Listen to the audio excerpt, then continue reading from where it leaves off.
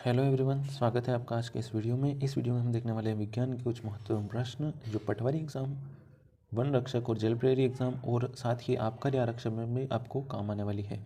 तो आज का जो पहला क्वेश्चन है वो विज्ञान से संबंधित है। पूरा वीडियो तो लास्ट तक जरूर बने रहना। ये पूर्व एग्जाम में आए हुए क्वेश्चन है और आगे भी इनके रिपीट होने की पूरी संभावना है। तो फर्स्ट क्वेश्चन है, बहुकोशिकीय जीवों के विषय में गलत तथ्य का चयन करें। बहुकोशिकीय जो जीव होते हैं, है ना, बहुत सारी कोशिका मतलब एक कोशिकी मतलब एक कोशिका, बहुत सारी कोशिकाएं, बहुकोशिकीय जीवों के विषय में गलत तथ्य का क्या करना है, हमको चयन करना है, गलत तथ्य छांटना है। चार में से कौन सा आपका गलत है? तो चारों में है, प्रत्येक प्रकार की कोशिका विशिष्ट कार्य करने के लिए होती है। तो हाँ भाई, प्रत्येक प्रकार की जो कोशिका होती है विशिष्ट कार्य के लिए होती है ना। हर जगह जो कोशिका होती है उसका अलग अलग कार्य होता है, तो विशिष्ट कार्य के लिए होते हैं। सभी कोशिकाएं जीवन संबंधी सभी कार्य करती है। तो हाँ, हर कोशिका जीवन संबंधी सारे कार्य करती हैं, तभी तो हम जीवित रहते हैं। सभी कोशिकाएं जीने के लिए काम करेंगी तभी तो हम जीवित रहेंगे। सभी कोशिकाएं समरूप होती है, तो ये गलत है दोस्तों। सभी कोशिकाएं समरूप नहीं होती है, ठीक है, अलग अलग होती है, ठीक है। प्रत्येक कोशिका का अलग अस्तित्व होता है। तो हाँ, हर कोशिका का अपना अलग अलग अस्तित्व होता है। तो जो गलत तथ्य वो ये है कि सभी कोशिकाएं समरूप होती हैं। बाकी तीनों आप पढ़ लें एक बार और कि प्रत्येक कोशिका विशिष्ट कार्य के लिए होती है, जीवन संबंधी सभी कार्य करती हैं और प्रत्येक कोशिका का अपना अलग अस्तित्व होता है। तो ये आपको समझ में आ गया होगा, ठीक है। सभी कोशिकाएं समरूप होती है, ये गलत है, ठीक है।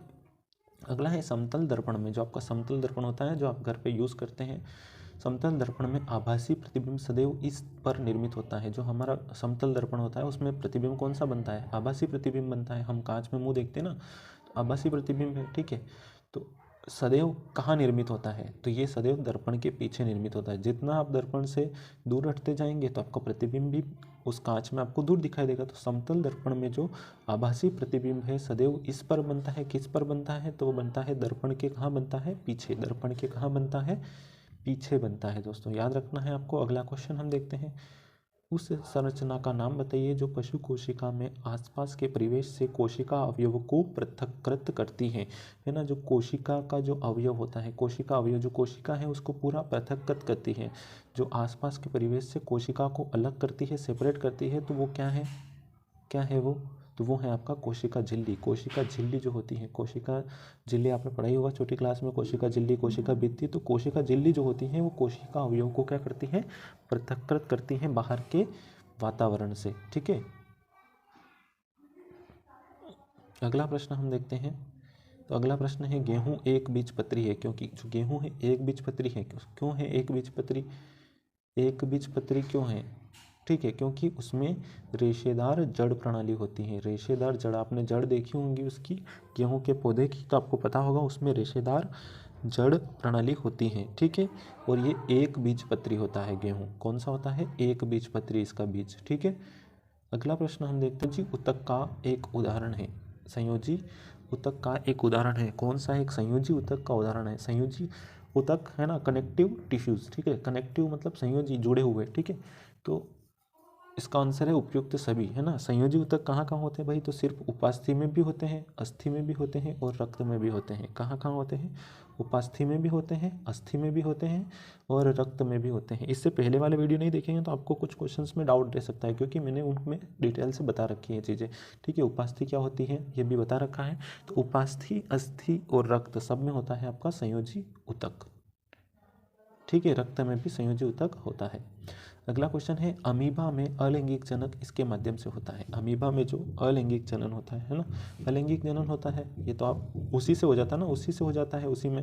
तो अलैंगिक जनन होता है, ठीक है, अलैंगिक जनन होता है, ये भी याद रखना है। और किसके माध्यम से होता है? तो द्विविखंडन से। अमीबा क्या होता है कि जैसा होता है, आपने देखा होगा रोटी जैसा, और उसमें टूट जाता है दो टुकड़ों में, वो है ना, दो टुकड़े हो जाते हैं। तो द्विविखंडन द्वारा इनमें जनन होता है, ठीक है।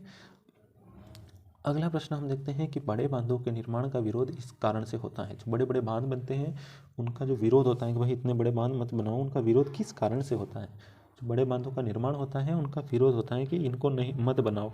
क्या कारण हो सकते हैं? एक तो पर्यावरणीय कारण होता है ना, क्योंकि भूकंप वगैरह आ सकते हैं, है ना, बहुत सारे पेड़ पौधे कट जाते हैं।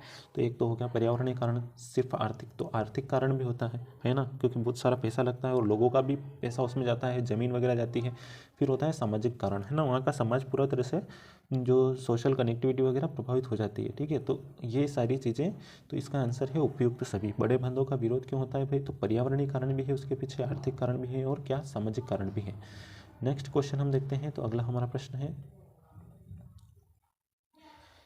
यदि पोटेशियम परमैंगनेट का एक रवा, है ना, पोटेशियम परमैंगनेट जो होता है उसका एक रवा एक जल युक्त बीकर में रखा जाए, कहाँ रखा जाए? जल युक्त बीकर में रखा जाए, तो कुछ समय पश्चात वह गुलाबी हो जाता है ना। एक जल भरा हुआ बीकर है, उसमें हम क्या रखेंगे? पोटेशियम परमैंगनेट का रवा।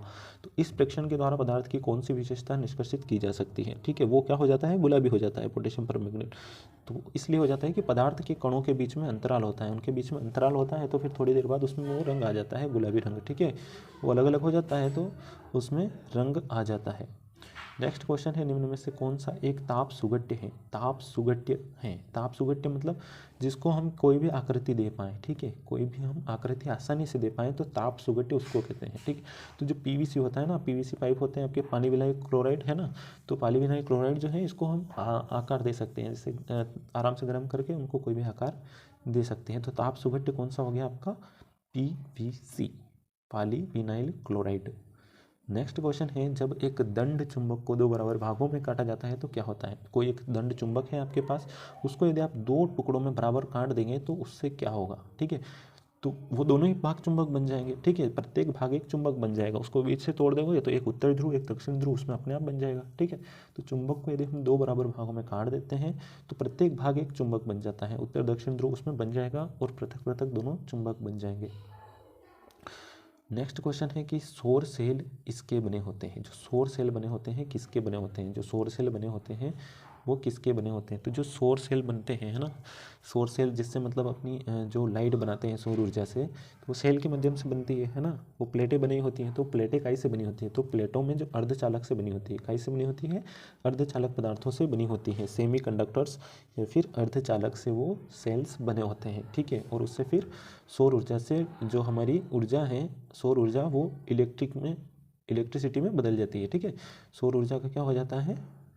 विद्युत ऊर्जा में रूपांतरण हो जाता है। किसके कारण होता है? सौर सेल के कारण। और सौर सेल किससे बनते हैं? अर्धचालक से। किस प्रकार की पेशी लंबी गतिविधि के कारण थक जाती है ना? लंबी टाइम से अगर हम काम करेंगे तो कौन सी ऐसी पेशी होती है जो थक जाएगी अगर हम लंबे टाइम से इसका उपयोग करेंगे? तो वो होती है आपकी धारीदार। जो धारीदार पेशियाँ होती है ना, उनको यदि हम लंबी गतिविधि के द्वारा काम करेंगे तो वो थक जाती है। अब ये कौन कौन से होते हैं? आपके पैर की हो जाती है, आपके हाथ की हो जाती है ना। तो ये धारीदार जो पेशियाँ होती हैं, ठीक है, ये लंबी गतिविधि के द्वारा थक जाती है। आपको याद रखना है धारीदार। ठीक है, कौन सी? धारीदार।